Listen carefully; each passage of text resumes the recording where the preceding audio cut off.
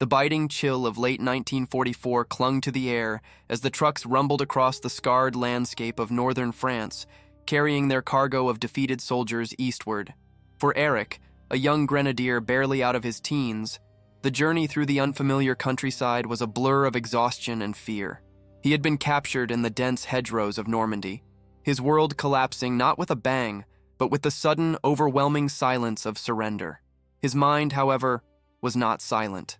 It echoed with the years of unwavering belief, the fervent promises of ultimate victory, and the dire warnings of what awaited those who fell into enemy hands.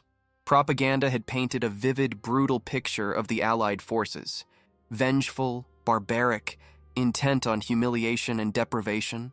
He expected starvation, beatings, perhaps even summary execution, or at best, a relentless, soul-crushing grind of hard labor under a hostile gaze.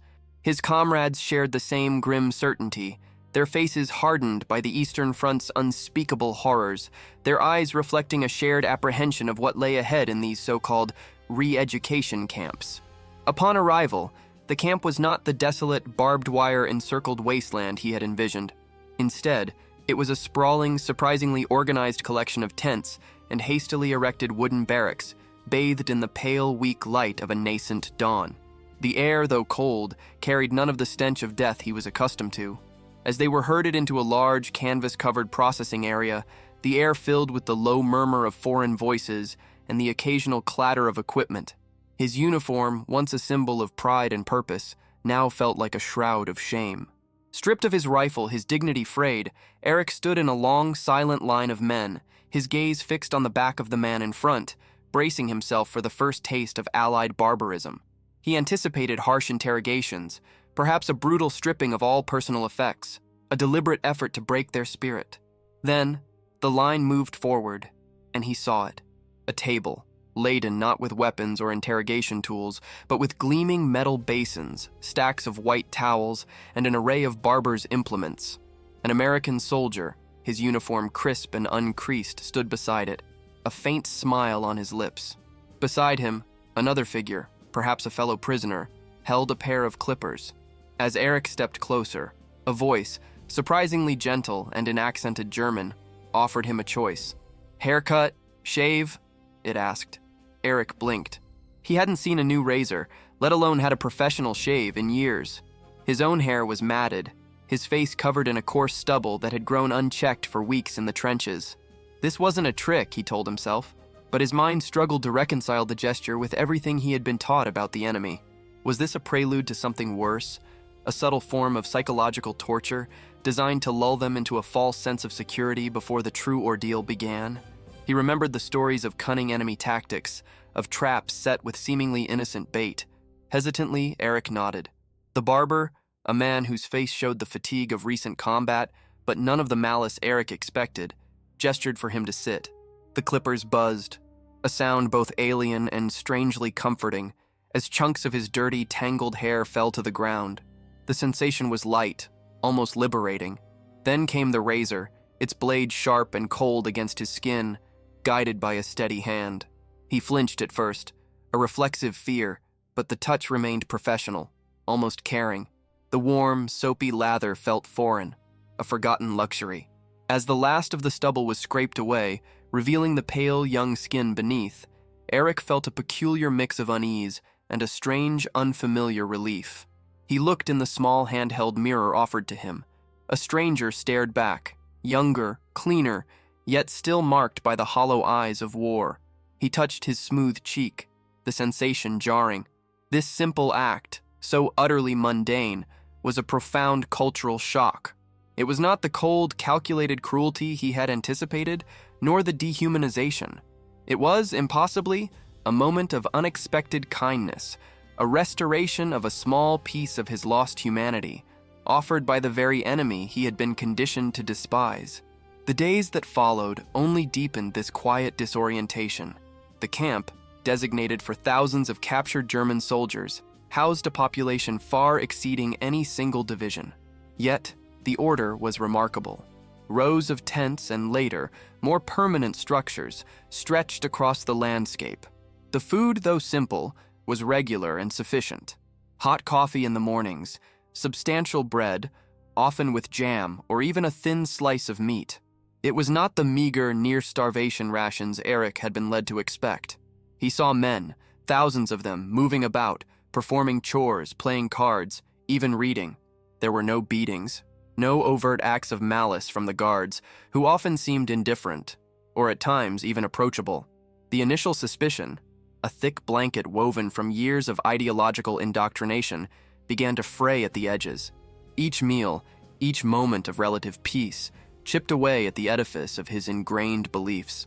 The reality he encountered was vastly different from the one meticulously crafted by the propaganda machine. This abundance, this unexpected normalcy, was a silent, relentless assault on everything he thought he knew about the world and about his enemies. He began to wonder quietly if everything else he had been told was also a lie. The days that followed only deepened this quiet disorientation. The camp, designated for thousands of captured German soldiers, housed a population far exceeding any single division. Yet the order was remarkable. Rows of tents and later more permanent structures stretched across the landscape. The food, though simple, was regular and sufficient. Hot coffee in the mornings, substantial bread, often with jam or even a thin slice of meat. It was not the meager, near-starvation rations Eric had been led to expect. He saw men, thousands of them, moving about, performing chores, playing cards, even reading. There were no beatings, no overt acts of malice from the guards, who often seemed indifferent, or at times, even approachable. The initial suspicion, a thick blanket woven from years of ideological indoctrination, began to fray at the edges. Each meal, each moment of relative peace, chipped away at the edifice of his ingrained beliefs. The reality he encountered was vastly different from the one meticulously crafted by the propaganda machine. This abundance, this unexpected normalcy, was a silent, relentless assault on everything he thought he knew about the world and about his enemies. He began to wonder quietly if everything else he had been told was also a lie. He spent hours observing the others. There was an older man, a former corporal named Klaus, whose face was a roadmap of cynicism and exhaustion. Klaus had fought in Russia, endured Stalingrad, and carried an almost physical weight of disillusionment. "They feed us because it's cheaper than dealing with epidemics," Klaus would grumble, his voice low, his eyes scanning the camp with a practiced wariness. "Don't mistake efficiency for humanity, boy. They just want us healthy enough to work or to send home without too much trouble." But even Klaus, with all his hard-won skepticism, ate the offered meals without complaint and accepted the clean clothes distributed weekly. Eric noticed the small details, the way the American guards, mostly young men themselves, sometimes shared a cigarette or allowed a brief, almost casual conversation about the weather. These were not the fanatical, vengeful monsters of the radio broadcasts. They were just men, performing a duty, some with a surprising lack of animosity. One afternoon, while helping to unload crates of supplies, Eric saw it. A stack of newspapers, not German, but Allied, with headlines screaming of victories and the collapse of the Eastern Front. He couldn't read English, but the photographs were clear. German cities, reduced to rubble, and Allied tanks rolling through familiar streets. He had been taught that the Reich was impregnable, that the tide was turning in their favor. The sheer scale of destruction depicted in the grainy images was overwhelming, a stark visual contradiction to the triumphant narratives he had internalized. He felt a cold dread creep into his stomach, a feeling far more profound than the fear of battle. This was the collapse of his understanding of the world. He picked up a discarded photo, a small, stark image of a city he recognized as Dresden, reduced to a moonscape. He slipped it into his pocket, a morbid souvenir of a truth he could no longer ignore. Later, sitting on his cot, he pulled out a worn, folded letter from his tunic pocket. It was from his younger sister, written months ago, filled with innocent questions about his heroism, about the glorious future awaiting them. He also had a small, sepia-toned photograph of his family, taken before the war, his mother smiling, his father stern but proud. He looked at their faces, then at the newspaper photo of Dresden. The contrast was a physical ache. How could he reconcile the two?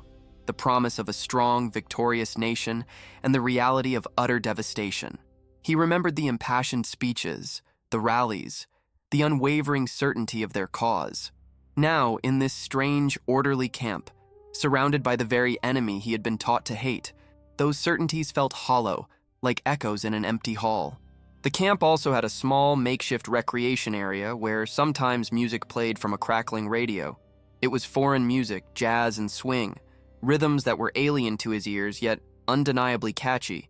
He watched as some of the other prisoners, men who had just days ago been fighting on opposite sides, tapped their feet, some even humming along. It was a bizarre, almost surreal scene. One evening, an American guard, a lanky young man with an open face, noticed Eric listening. "You like it?" the guard asked, his German halting but clear. Eric just shrugged, unsure how to respond. "It's different," he managed, the words feeling inadequate. The guard simply nodded, a small, understanding smile on his face. This simple, shared moment over music, a universal language, transcended the uniforms and the war. It was another small crack in the wall of his indoctrination, allowing a sliver of unexpected light to filter through. He began to see the enemy not as a monolithic, evil entity, but as individuals capable of ordinary gestures, of shared human experience. This realization was not a sudden epiphany, but a slow, grinding erosion of his deeply held convictions, a quiet dismantling of the world he had known. This realization was not a sudden epiphany, but a slow, grinding erosion of his deeply held convictions, a quiet dismantling of the world he had known. He began to seek out more of these small, contradictory details, almost compulsively. He watched the camp guards, not just the lanky young man who liked music, but all of them.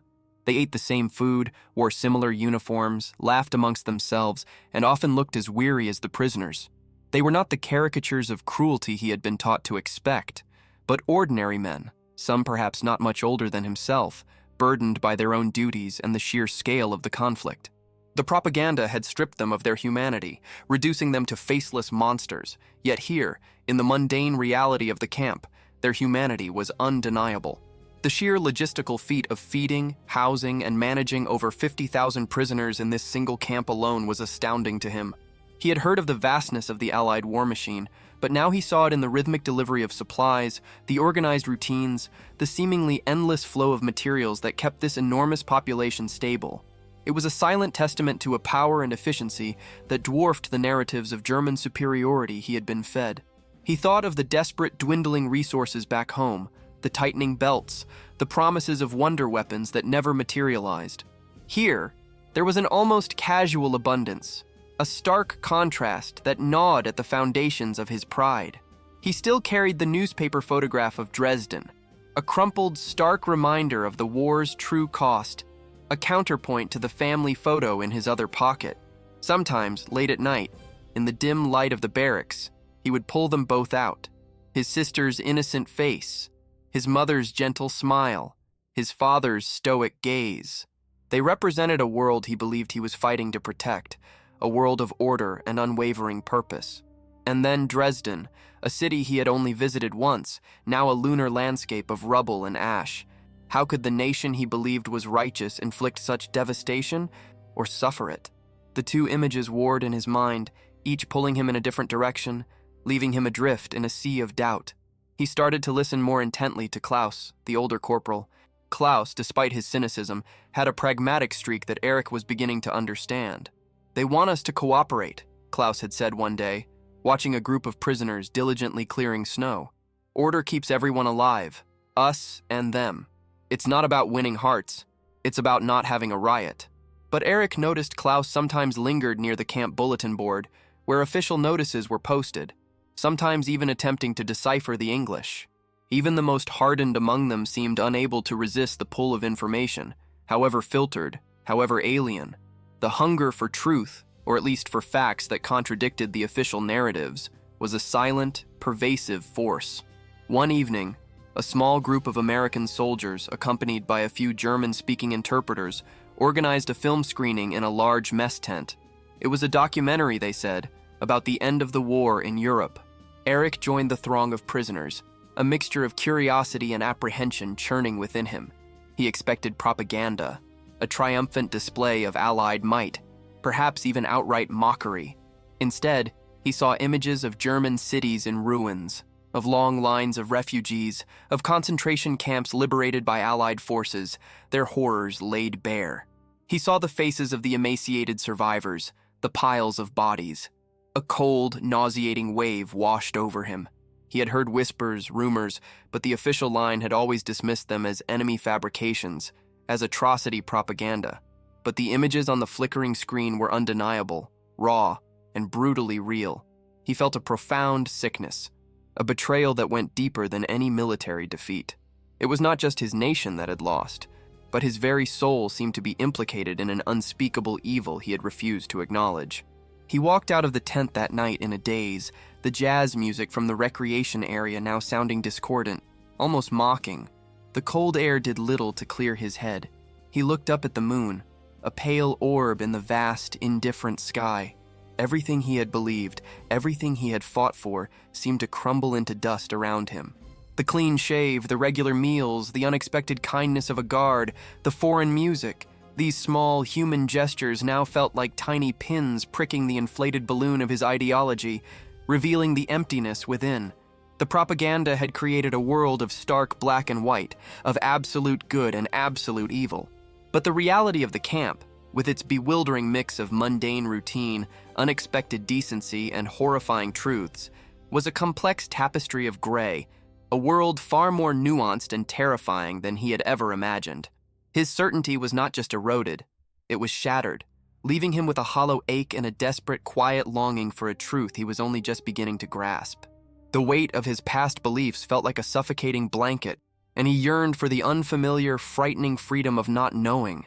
The images from the film reel, particularly the skeletal figures and the unfathomable piles of shoes and hair, had burned themselves into Eric's mind, leaving an indelible scar. The sickness he felt was not just of betrayal by his leaders, but a deep, personal shame, a sense of complicity in a horror he had until now dismissed as enemy lies. He walked the campgrounds in a fog for days, the mundane routines of prisoner life now feeling utterly surreal. The hot coffee, the substantial bread, the sight of men playing cards or talking politics, all seemed disconnected from the abyss he had glimpsed. How could such ordinary life exist alongside such unspeakable evil? The contrast was a torment. He found himself avoiding Klaus, the cynical corporal, fearing that any conversation might force him to articulate the chaos within. Yet, Klaus seemed to sense his turmoil. One morning, Klaus found Eric staring blankly at the camp fence. "You saw the film, didn't you?" Klaus asked, his voice softer than usual. Eric merely nodded, unable to meet his gaze. "They wanted us to see it," Klaus continued, "to break us. But some things are just true, no matter who shows them." There was a weariness in Klaus's voice that suggested a long-held knowledge, a quiet burden of truth he had carried long before this camp. He did not offer comfort, only a shared, unspoken understanding of the shattered world. Eric retreated further into himself, his only companions the tattered letter from his sister and the 2 photographs. He would hold them, one in each hand, the innocent, smiling faces of his family on one side, the desolate ruins of Dresden on the other. And now, superimposed over Dresden, were the ghostly images of the concentration camps, an even deeper, more profound ruin of the human spirit. His sister's questions about heroism and glory felt like a cruel mockery. He had believed he was fighting for their future, for their honor. What honor could there be in such a monstrous shadow? The weight of his uniform, even in its prisoner of war drabness, felt heavier than ever, stained by an unseen, undeniable guilt. The camp continued its operations with relentless efficiency. New prisoners arrived daily, adding to the already immense population, which now numbered well over 70,000 souls. The sheer scale of the Allied administration, capable of processing and maintaining order for so many captured men, was a constant, stark reminder of the industrial might they had faced. He observed the trucks, endless streams of them, bringing food, medical supplies, materials for new barracks. It was a logistical marvel, utterly devoid of the desperation and scarcity that had plagued the German war effort in its final years. This silent testament to their enemies' resources was another nail in the coffin of the propaganda that had promised their own nation's ultimate inevitable victory. There was no denying this reality, visible in every ration, every orderly queue, every new tent pitched. His interactions with the American guards, once objects of suspicion, now became moments of quiet observation. He noticed their youth, their often bored expressions, the way they sometimes shared a laugh over a simple joke. They were not the embodiment of pure evil, but individuals, many of whom seemed weary of the war themselves. One evening, the lanky guard who enjoyed music passed by Eric's cot. "Still thinking about the music?" he asked, a faint smile on his lips. Eric simply shook his head, a hollow feeling in his chest. "No," he said softly, "about everything."